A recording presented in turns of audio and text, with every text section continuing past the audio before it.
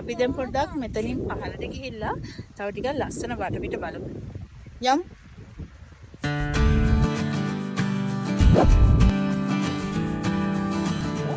අපි ඇදලා එන්න පුතේ හරියම. ආරුවෙන් කැලේ කඩන්න බැරි තැනක තිබ්බ මල් ටිකක් කඩාගෙන. උඩ පයින්නවා.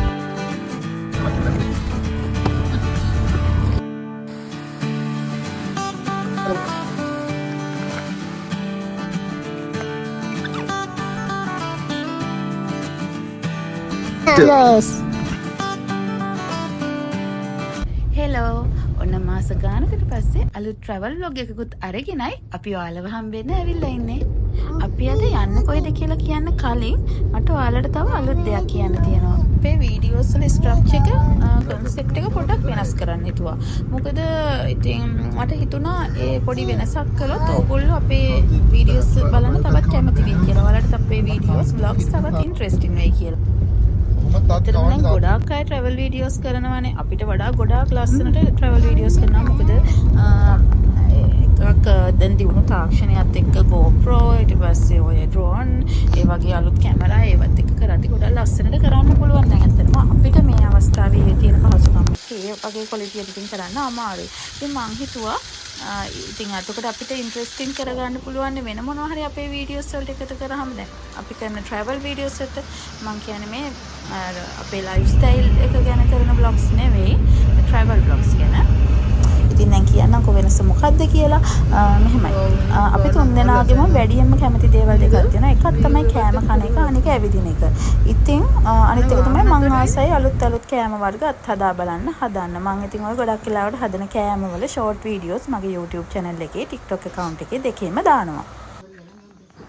අපි ඉතින් හිතුවා හැමදාම අපි යන තැන පෙන්නනවට වඩා අපි යන තැනත් එක්ක අලුත් වැඩක් ඒ යන තැන කරන්නේ. ඒ තමයි travel with cooking. ඒ කියන්නේ අපි කොහේ හරි යන ලස්සන තැනකට ගිහිල්ලා අපි මොනවා හරි කෑමක් හදලා ඒක ඕගොල්ලන්ටත් පෙන්නලා අපි ඒ කෑම රස බලන ගමන් අපේ ලස්සන ජර්නි එකට ඕගොල්ලෝ එකතු කරගන්නවා. එතකොට අපි මේ හදන කෑම වල recipes ඕගොල්ලන්ට අපේ YouTube short videos වලින් සහ අපේ TikTok account එකෙන් බලා ගන්න පුළුවන්. මං හිතනවා ඕගොල්ලෝ ඒ වෙනසට කැමති වෙයි කියලා. මොකද මට හිතෙනවා ඒක සාමාන්‍යයෙන් අපි වෙන්දර කරන ඒවට වඩා ඉන්ට්‍රෙස්ටිං වෙයි කියලා. ඉතින් අද අපි කොහෙද යන්නේ කියලා දැනගන්නයි, අපි අද මොනවද හදන්නේ කියලා දැනගන්නයි වීඩියෝ එකත් එක්ක දිගටම එකතු වෙලා ඉන්න. අවුරුදු සතියෙම හෙම්බිරිස්සාව නිසා මායි බබයි ඉෂාරයි තුන්දෙනාම හොඳටම අසනීප වෙලා හිටියේ. ඒ දෙන්නට නම් දැන් හෙම්බිරිස්සාව හොඳයි. හැබැයි මට තාම තියෙනවා. දැන් තමයි මට ටිකක් හෙම්බිරිස්සාව වැඩියෙන් දැනෙන්නේ. ඒක නිසා අපි මෙන්න මෙතනට ගියා උණුවෙන් තේ එකක් හරි මොනවා හරි රස්නෙට දෙයක් බොන්න. ඒ කඩේ තිබ්බ තැන view එක ලස්සන වුණාට මට කෑමවල නම් කියන්න තරම් ලොකු රසයක් තිබුණේ නැහැ. හෙලෝ හැමෝටම. ඔන්න අද අපි ගොඩක් කාලයකට පස්සේ අලුත් vlog එකක් අරගෙන ආවා. බලන්නකෝ අද අපි කොහෙද ඇවිල්ලා ඉන්නේ කියලා. මේ බලන්නකෝ අපි ඇවිත් ඉන්න තැන කොච්චර ලස්සනයිද කියලා. මේ ලස්සන view එක දැක්කම නම් ඕගොල්ලන්ට තේරෙයි සමහරක් විට අපි කොහෙද අද ඇවිත් ඉන්නේ කියලා. අද අපි ඇවිත් ඉන්නේ හැටන් සහ මස්කෙලිය ප්‍රදේශයට. මේ මස්කෙලිය කියන්නේ මන් දැනට ලංකාවේ ගිහිල්ලා තියෙන ප්‍රදේශ වලින් ලස්සනම ප්‍රදේශයක්. ඔයාලට මේ පේන ලස්සන ජලාශය තමයි කාසල්රි ජලාශය. මාත් හරියට ඒක ගැන දැනගෙන හිටියේ නෑ. ඉෂාර තමයි මටත් කිව්වේ මේ කාසල්රි ජලාශය කියලා. එතකොට අපිට මේ ලස්සන view එක පේන ප්‍රදේශය අයිති වෙන්නේ රොක්වුඩ් වතුයායට. එහෙම නැත්නම් රොක්වුඩ් estate එකට. අද අපි අපේ ගමනාන්තයේ විදියට තෝරගෙන තියෙන්නේ ඔයාලා ගොඩ දෙනෙක් දන්න සුන්දර ගාට් මොයල්ල. අපි ඉතින් පොඩ්ඩක් ඒ පාර දිගේ ගිහින් බලන්නයි යන්නේ. අපි කලිනුත් මෙතෙන්ට ඇවිල්ලා තියෙනවා බබා පොඩි කාලේ. ඒක නිසා අපි මෙතෙන්ට ආපහු ආවා. මම මෙතනදිම අපේ බබාගේ කරපු වීඩියෝ එකක් තියෙනවා මීට මාස 17කට උඩදී. ඒ කියන්නේ අවුරුද්දකටත් කලින්. මම ඒක නිසා තමයි අදත් පොඩි වීඩියෝ ක්ලිප් එකක් ගන්න බබාට මේ ඇඳුමම අඳවගෙන ආවේ. මේ තියෙන්නේ ඒ මාස 17කට උඩදී ගත්ත අපේ බබාගේ වීඩියෝ ක්ලිප් එක. බලන්නකෝ අපේ චූටි පැටියා ඒ කාලේ හරිම කියුට් බෝලයක් නේද? ඉෂාර චූට්ටක් කොහොම ඉන්න? මං ඒ ඇඳුම අදත් අපේ බබාට අඳවගෙන ආවේ මට TikTok එකට පොඩි වීඩියෝ එකක් කරන්නත් එක්කයි. ඒ අතරේ අපි තව වීඩියෝ ක්ලිප්ස් කිහිපයක් ගත්තා TikTok එකට එහෙම වීඩියෝස් හදාගන්න. මොකද මෙතන මොන විදිහට වීඩියෝස් ගත්තත් මාර ලස්සනයි. අර එඩිට් කරන්න හැම ඕනෙත් නැහැ. වටපිටාවේ මොන විදියට මොන පැත්තෙන් ගත්තත් හරිම ලස්සන වටපිටාවක් තමයි තියෙන්නේ. මේ තමයි මං කිව්ව රොක්වුඩ් වතුයායේ. එතන ඉඳලා තමයි අපි මෙච්චර වෙලා අර ලස්සන වීඩියෝස් ගත්තේ.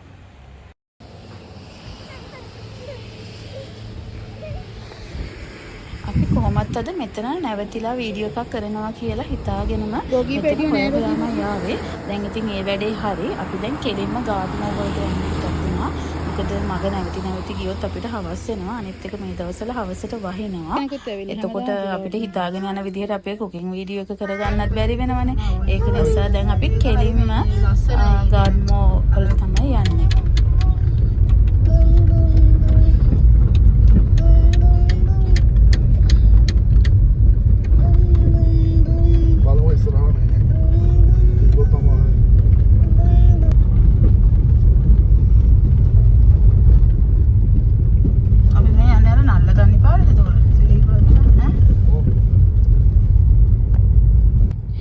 ගෙදරදී හදපු ඩේට් කේක් එකේ ඉතුරු කෑලි ටික අරගෙන ආවා ගමන් කන්න.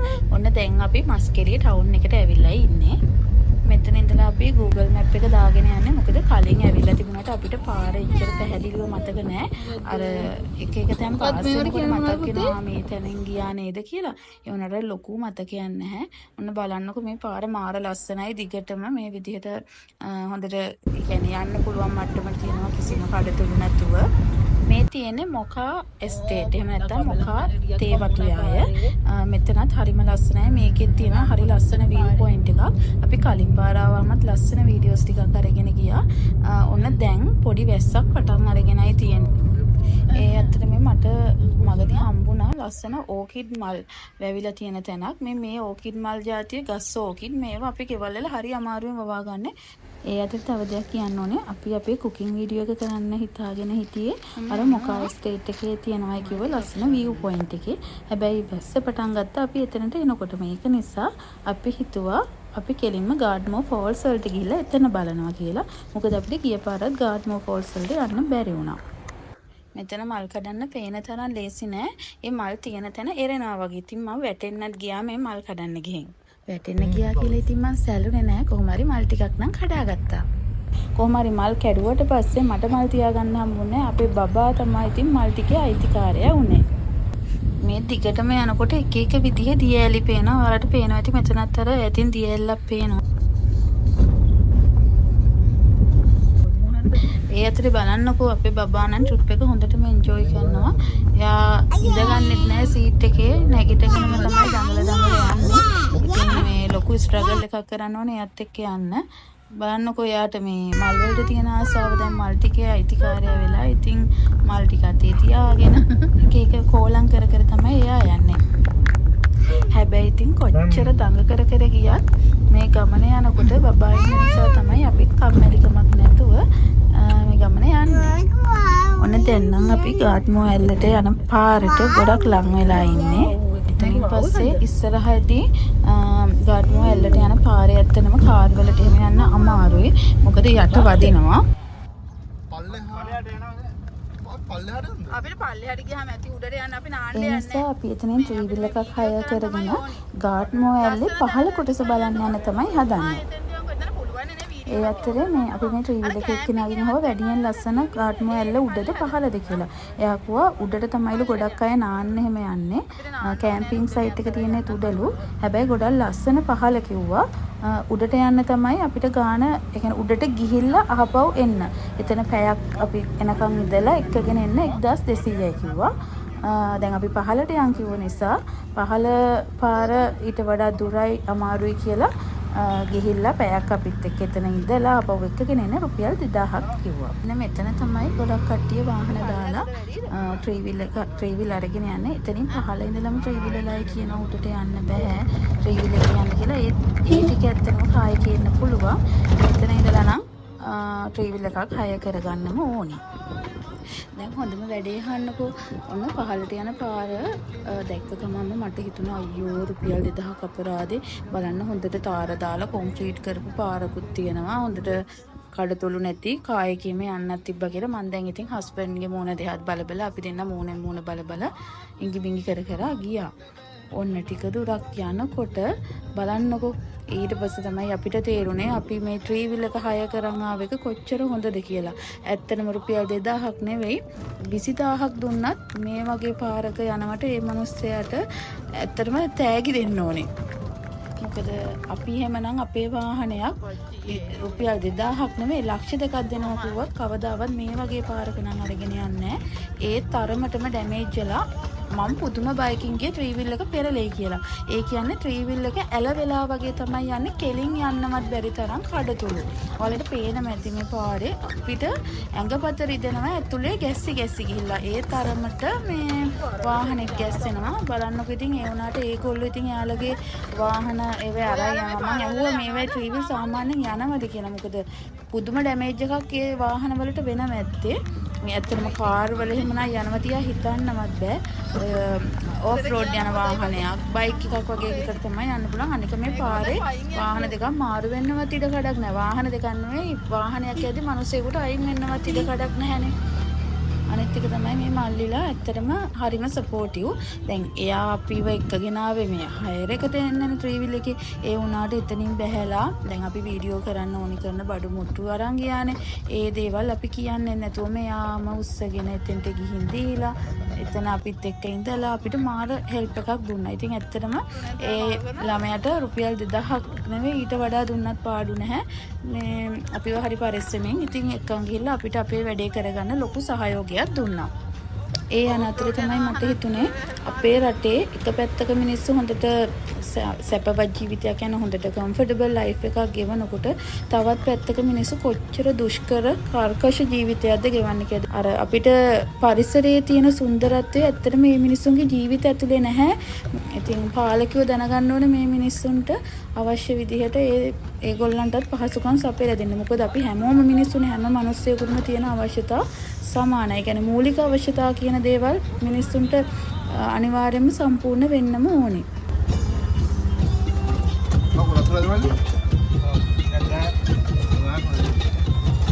බබානි විදේශාර ගාඩ් මෝ එකනේ. ඔව්. අරක මාරේ.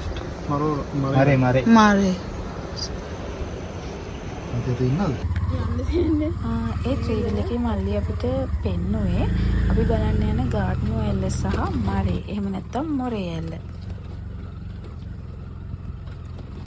ගාඩ්මෝ වතුයාය ඇතුලේ පිහිටලා තියෙන නිසා ගාඩ්මෝ එල්ලට ගාඩ්මෝ ෆෝල්ස් කියවට මේක ශ්‍රීපාද ෆෝල්ස් කියලා හඳුන්වනවා. මේ දෙක තරමක් සමාන උසකින්ලු පිහිටලා තියෙන්නේ. මේ දියැලි දෙකම ශ්‍රීපාද කන්දෙන් පටන් අරගෙන මස්කෙලිය ජලාශයට කෙලින්ම ඇද වැටෙන දියැලි දෙකක් වීම තමයි මේ දෙකේ විශේෂත්වයක් වෙන්නේ. එතකොට ගාඩ්මෝ ඇල්ල ඉඳලා මීටර් 500ක් විතර බටහිර පැත්තට වෙන්න තමයි මේ මොරේ එහෙම නැත්නම් මරේ ඇල්ල තියෙන්නේ. මේ ශ්‍රීපාද ෆෝල්ස් එහෙම නැත්නම් ගාඩ්මෝ ෆෝල්ස් නිර්මාණය වෙන්නේ අතුගංගා දෙකකින්. මේ අතුගංගා දෙකම එකට එකතු වෙලා තමයි ගාඩ්මෝ ඇල්ල විදිහට ගාඩ්මෝ වතුයායේ ඉහළ කොටසේ ඉඳලා පහළට මස්කිලි ජලාශයට කඩා වැටෙන්නේ. හැබැයි ඊට කලින් මේ අතුගංගා දෙකෙන් වෙන වෙනම දියැලි දෙකක් නිර්මාණය වෙනවලු. ඒ නිසා තමයි මේවා ශ්‍රීපාද ෆෝල්ස් කියලා හඳුන්වන්නේ. ගොඩක් වෙලාවට මිනිස්සු පටලවා ගන්නවලු මේ මොරේ ඇල්ල තමයි ශ්‍රීපාද ෆෝල්ස් කියන්නේ කියලා. නෑ ඇත්තටම ශ්‍රීපාද ෆෝල්ස් කියන්නේ ගාඩ්මෝ ෆෝල්ස් වලට. ඔන්න අන්තිමට අපි ගාඩ්මෝ ඇල්ලේ පහළ ප්‍රදේශයට ආවා. ඇත්තටම මෙතෙන්ට එන්න ට්‍රී විල් එකෙන් බැලලා ටිකක් දුෂ්කර පාරක් දිගේ පහළට එන්න තිබුණා. හැබැයි මෙතෙන්ට ආවට පස්සේ තමයි තේරෙන්නේ කොච්චර දුෂ්කර ගමනක් දුරක් ගෙවාගෙන වුණත් මෙතෙන්ට එන එක වටිනවා කියලා. මොකද ඒ තරම් මෙතන ලස්සනයි. එතකොට මේ කොටස මස්කිලි ජලාශයේ ජල පෝෂක ප්‍රදේශයක් නිසා මේ ටික අයිති වෙන්නේ ලංකා විදුලි බල මණ්ඩලයට. ඒ අතරේ ට්‍රී විල් එකේ ගැස්සි ඇවිල්ලා මහන්සියට අපේ බබාට හොඳටම නිින්ද ගිහිල්ලා. ඒක නිසා ඉතින් අපිට ඉස්සරහට ඔක්කොම වැඩ කරන්න වෙන්නේ තනි හතින් එයාවත් වඩාගෙන තමයි.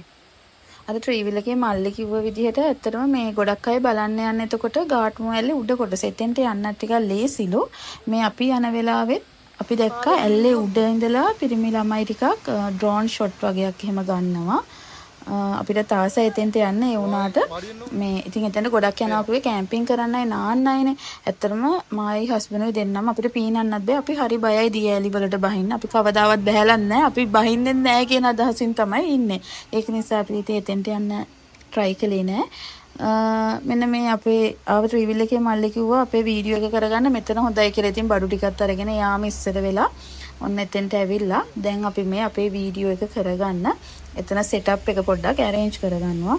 ඇත්තටම අර ගෙදර උයනවා වගේ නෙමෙයි මෙතන අර තියෙන පහසුකනුත් එක්ක හරි අමාරුයි. අර වීඩියෝස් වල තියෙන ලස්සන නැහැ කරන්න ගියාම. අනිත් එක තමයි මං හස්බන්ඩ් වෙනදී එක්කන් ආවේ. එයාගෙන් උදව්වක් ගන්න විදියක් නැහැ. එයාගේ අතේ බබා හොඳටම නිදි. හැර යන්න try කරා නැගිට්ටෙත් නැහැ. එයාට ඉතින් කැමරාව අල්ලගෙන ඉන්නත් අමාරුයි. මම ඉතින් කොහොම හරි අමාරුවෙන් කැමරාව tripod එකේ තියලා තියාගත්තා.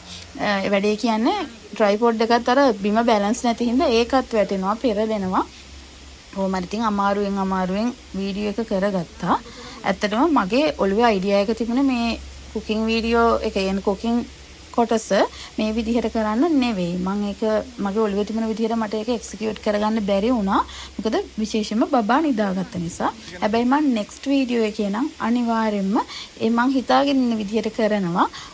ඕගොල්ලෝ බලන්නකෝ ඕගොල්ලෝ මම හිතනවා ඒ විදිහට කැමති වෙයි කියලා. මොකද දැන් අපි මේ ෆැමිලි එකක් විදිහට නෑන්නේ. මම ඒක දැම්ම කියන්නේ නැතුව ඕගොල්ලන්ට පොඩ්ඩක් ඊළඟ වීඩියෝ එකෙන් මේක බලන්න තියලා තියන්න. ඉතින් ඕගොල්ලෝ අපේ channel එක subscribe කරලා අපිත් එක්ක දිගටම එකතු වෙලා ඉන්න කියලා මම මතක් කරනවා. ඕගොල්ලන්ට තව එතකොට ලස්සන වීඩියෝස් බ්ලොග්ස් ගොඩක් බලන්න පුළුවන් අපේ. දැන් ඉතින් මම කියන්නම්කෝ අපි මෙතනදී මොනවද හැදුවේ කියලා. මම මෙතනදී හැදුවේ chicken salad එකක්. මොකද අපි මේ විදිහට කරන පළවෙනි වීඩියෝ එක නෙමෙයි. ඇත්තටම අපිට අයිඩියා එකක් තිබුණේ නැහැ මෙතන ලිපක් පත්තු කරගන්න. එහෙම පුළුවන් වෙයිද කියලා. ආවට පස්සේ තමයි මම දැනගත්තේ මේ කැම්පින් සයිට් එකකුත් තියෙනවා කියලා. ඒක නිසා මම සර්ච් කරලා බැලුවා ගින්දර නැතුව හදන්න පුළුවන් මොනවද කියලා. එතකොට concept එකක් තියෙනවා no cook meal කියලා. ඉතින් ඔය salad වගේ දේවල් උයන් නැතුව කරගන්න පුළුවන් දේවල්. ඇත්තටම උයන් නැතුව කිව්වට මේකේ ඕනි දේවල් මම ගොඩක් ගෙදරින් ready කරගෙන ආවේ. විශේෂයෙන්ම මේ chicken salad එක නිසා මේකට ඕනි වෙනවනේ pan fry කරගත්ත chicken breast එකක්. ඉතින් මම ඒක ගෙදරදිම marinate කරලා pan fry කරලා අරගෙන ආවා. ඊට පස්සේ sweet corn ගත්තා. ඒවා boil කරලා අරගෙන ආවා. අනිත් එළවලු ටික හොඳට හොදලා වෙනම පැක් කරගෙන ආවා. මම ඒවා මෙතනදී කට් කරලා තමයි මික්ස් කරලා මගේ සලාඩ් එක හදාගත්තේ. ඉතින් මං කලින් කිව්වා වගේ මේකේ රෙසිපි එක මම ෂෝට් වීඩියෝ එකකින් හරි මගේ TikTok එකකින් හරි දාන්නම්. මොකද අර මේකේ වීඩියෝ එක දිග වැඩි වෙනවනේ රෙසිපි එක සම්පූර්ණයෙන් දාන්න ගියාම.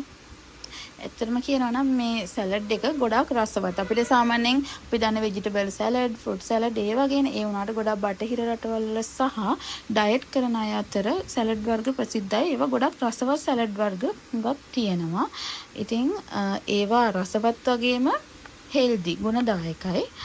ඉඳලා හිටලා හරි මේ වගේ දේකුත් කන එක හොඳයි. ඉතින් සලාඩ් එක කන්න මේක ඇත්තටම නිකම්ම කන්න පුළුවන්. හැබැයි අපිට ඉතින් අර එකම්ම කාලා මදි වගේ නිසා මම ගෙදරින් බාස්මති බත් එකක් හදාගෙන ආවා. මොකද බබත් බත් ඉල්ලන නිසා. තව දෙයක් මේකට මේ සලාඩ් එකට සලාඩ් ඩ්‍රෙසින් දානවනේ. මේකට ඩ්‍රෙසින් එකක් හදන්න ඕනේ. හැබැයි මම අද ගෙනාවේ අර එඩින්බර්ග්ලගේ චීස් ස්ක්වීස් එකක් තියෙනවනේ. අනේ ඒක තමයි මං ගෙනාවේ. මොකද බබා කන නිසා මම ඒකට චීස් එක තෝරගත්තා. එහෙම නැත්නම් ඔයාලට පුළුවන් සලාඩ් ඩ්‍රෙසින් ඔය එඩින්බර්ග්ලගේ වගේ තියෙන 1000 Island salad dressing කියලා තියෙනවා. එහෙම නැත්නම් මයනීස් එකක් දාන්න පුළුවන්. මම ඔයගලන්ට මෙතනම කියන්නම් සලාඩ් ඩ්‍රෙසින් එක කොහොමද හෙල්දි විදියට හරි සලාඩ් ඩ්‍රෙසින් එක හදන්න කියලා. ඒකට ඕන වෙන්නේ පොඩි දේවල් ටිකක්. ග්‍රීක් යෝගර්ට්, ඊට පස්සේ ඔලිව් ඔයිල්, ලුණු, ගම්මිරිස් සහ දෙහි චුට්ටක් දාලා කලවම් කරලා ඒ ඩ්‍රෙසින් එක දාලා මේ සලාඩ් එකට කලවම් කරලා කන්න පුළුවන්.